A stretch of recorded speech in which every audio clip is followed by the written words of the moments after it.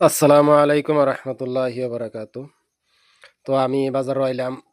বাজারের থেকে কিছু ইফতারি নিতে হয়, রমজান মাস আপনারা জানতেই আছেন। ইফতারি দৈনিক নিতে হয়, এভাবেই দৈনিক দুধ বাজার থেকে কিনে নিতে হয়।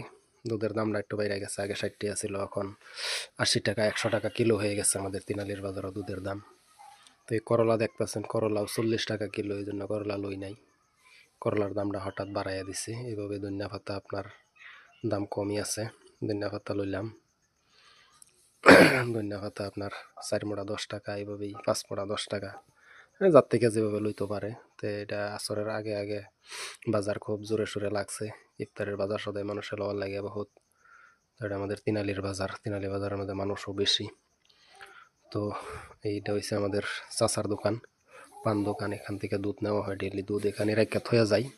তো এখান থেকে আমি লইয়া যাই। তো দুধটার ধনিয়া পাতাটি রাখিয়া যাইতেছি, মসজিদ আজান হয়ে গেছে গা।